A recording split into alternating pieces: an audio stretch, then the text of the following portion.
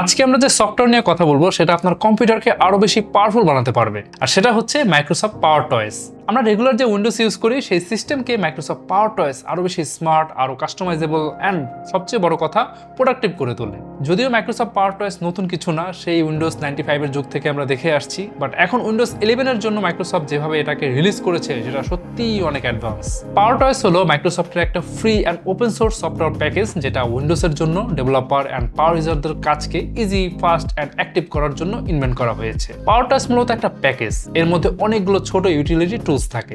আমরা আজকে দেখাবো পাওয়ার টয়েস কিভাবে ইনস্টল করবেন, এর ইউটিলিটি টুলস গুলোর কোনটার কি কাজ, কিভাবে আপনার সিস্টেমকে আরো অ্যাডভান্স বানাবেন এন্ড এসব কিছু। তাহলে শুরু করা যাক। আমরা গুগলে চলে যাব, এখান থেকে মাইক্রোসফট পাওয়ার টয়েস লিখে সার্চ করব। তো প্রথমে যেটা আছে সেটাতেই ঢুকে যাব। এখানে আপনারা দেখতে পাচ্ছেন ইনস্টল পাওয়ার টয়েস একটা অপশন আছে, এখানে আমরা ক্লিক করব। আবার একটা অপশন এসেছে, আমরা ক্লিক করব এন্ড এটাতে ক্লিক করার পর এটা আমাদের ডিরেক্ট গিটহাবে নিয়ে যাবে এবং এখান থেকে নিচের দিকে যাব। আর নিচের দিকে এখানে দেখেন অ্যাসেট আছে। তো এখানে ARM64 X64 বেসড অনেকগুলো ফাইল রয়েছে, বাট আমাদের ল্যাপটপ আর মিনি পিসি গুলোর জন্য আমরা এই ফাইলটি ডাউনলোড করব। ফাইলের সাইজ 387 MB, বেশি সময় লাগবে না, আশা করি 3-4 মিনিটের মধ্যেই হয়ে যাবে। ওকে, তো আমাদের X64 যে ফাইলটি সেটা ডাউনলোড হয়ে গেছে। তো এটাকে আমরা যে নর্মাল প্রসেস সেই প্রসেসে ইনস্টল করব। এখন ইনস্টলেশন শেষে আপনার অলওয়েজ এটাকে এই টাস্ক ম্যানেজারের সিস্টেম ট্রেতেই দেখতে পারবেন, এই যে এখানেই এটা সবসময় ভিজিবল থাকবে।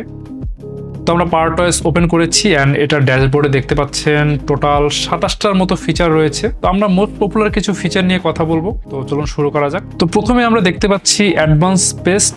তো এটা একটা ক্লিপবোর্ড এনহ্যান্সমেন্ট টুল, যেটা দিয়ে আপনি পেস্ট করার আগে কন্টেন্টকে ফরম্যাট করতে পারবেন, কনভার্ট করতে পারবেন বা একাধিক অপশন থেকে বেছে নিয়ে মডিফাই করতে পারবেন। এক কথায় স্মার্টার ক্লিপবোর্ড এক্সপিরিয়েন্স। ধরেন আপনি কোনো টেক্সট কপি করলেন, তারপর সেটাকে অ্যাডভান্স পেস্ট করার মাধ্যমে কন্টেন্ট HTML ফরম্যাটে পেস্ট করতে পারবেন। কপি করার টেক্সটকে জিসন বা কোডে কনভার্ট করতে পারবেন।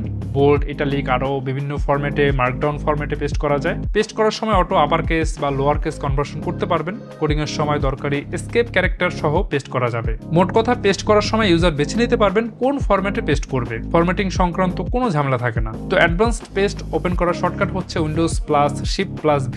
তারপর আপনার যদি বুঝতে কোনো সমস্যা হয়, দেখেন প্রত্যেকটা ফিচারের জন্য এখানে ভিডিও দেওয়া আছে, আপনি কিভাবে এটা ইউজ করবেন। আর এটা দেখলে সহজেই বুঝতে পারবেন কোন ফিচার আসলে কিভাবে ইউজ করবেন, ওপেন করার শর্টকাট কি, এভরিথিং।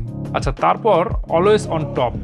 এই ফিচারের মাধ্যমে আপনি যে কোনো উইন্ডোকে সবসময় স্ক্রিনে অন্য সব উইন্ডোর উপরে রাখতে পারবেন। যেমন আপনি যদি ছোট একটা নোটপ্যাড খুলে কিছু লিখতে চান আর সেই সময় ব্রাউজারে কিছু সার্চ করছেন, তখন নোটপ্যাডটা স্ক্রিনে সবসময় উপরে থাকবে, আর সেটা কাজ শেষ না হওয়া পর্যন্ত কিন্তু অন্য কোনো উইন্ডো তাকে ঢাকতে পারবে না। এটা খুবই কার্যকরী একটা ফিচার, আমার অনেক পছন্দের। এটা কাজে লাগে অনলাইন মিটিং এর সময়, কোনো কোড দেখে প্র্যাকটিস করতে চান। মোট কথা, মাল্টিপল উইন্ডোর কাজ করার সময় ফোকাসড উইন্ডো যদি টপে রাখতে চান, এই ফিচারটি কিন্তু খুব কাজে দিবে। এটা শর্টকাট হচ্ছে Ctrl+T, এটা দিলেই কিন্তু ওপেন হয়ে যাবে। আচ্ছা, তারপর হচ্ছে ফ্যান্সি জোন। যারা মাল্টিটাস্কিং করে বা এক স্ক্রিনে একাধিক অ্যাপ নিয়ে কাজ করে, তাদের জন্য এক কথা এটা স্পেশাল ফিচার। আপনার মনিটরের স্ক্রিনকে কাস্টম লেআউট অনুযায়ী ভেঙে বিভিন্ন জোন ক্রিয়েট করা যায়। এরপর আপনি যে কোনো অ্যাপ বা উইন্ডোকে ওই স্পেসিফিক জোনে স্ন্যাপ করতে পারবেন খুব সহজে। দেখা যায় একজন প্রোগ্রামার তার কোড এডিটর, টার্মিনাল ও ব্রাউজার 3টি জোনে ভাগ করে রাখেন। একজন video editor preview window, timeline, media browser আলাদা জোনে রাখেন। যারা অফিস ওয়ার্কস করেন, এক্সেল, ইমেইল ও PDF রিভিউ একসাথে করতে পারেন, তারা কিন্তু 3টা ফিক্সড জোন বানিয়ে কাজ করতে পারেন খুব ফাস্ট। তাই সিঙ্গেল স্ক্রিনে মাল্টিটাস্কিং এর জন্য এটা একটা জোস ফিচার।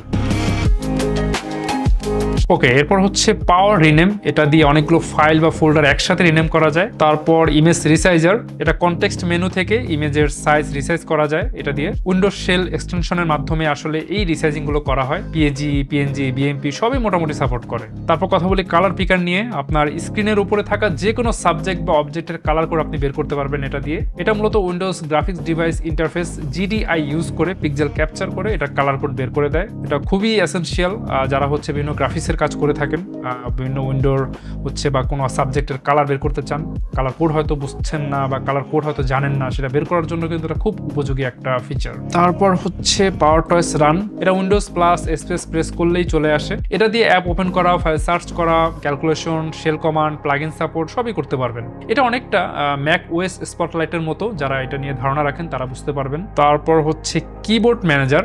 এটা দিয়ে কোনো কি বা কোনো কি কম্বোকে রিম্যাপ করা যায়, লাইক ধরেন ক্যাপস লককে ব্যাকস্পেস করা, লেফট অল্টার প্লাস শিফটকে ল্যাঙ্গুয়েজ টগল করা, এই আর কি। মানে হচ্ছে আপনার মতো কাস্টমাইজ করে নিতে পারবেন কিবোর্ডকে আর কি। তো আমি আমার ফেভারিট পপুলার কিছু ফিচারের কথা বললাম, আপনারা এই সবগুলো ফিচার চেক করে দেখতে পারেন, ভিডিও দেওয়া আছে প্রত্যেকটার জন্য, শর্টকাটও আছে অন করার জন্য। আশা করি আপনারা বেনিফিটেড হবেন। তাহলে আজকে আমরা জানলাম মাইক্রোসফট পাওয়ার টয়েস কি, এটা কিভাবে কাজ করে আর কিভাবে আপনি এটা দিয়ে বেনিফিটেড হতে পারেন। আশা করি সবাই বুঝতে পেরেছেন। যদি কোনো কোয়ারিজ থাকে অবশ্যই কমেন্ট করতে ভুলবেন না। আজ তাহলে যাচ্ছি, দেখা হবে পরের ভিডিওতে নতুন কোনো টপিক নিয়ে। সে পর্যন্ত ভালো থাকুন, সুস্থ থাকুন।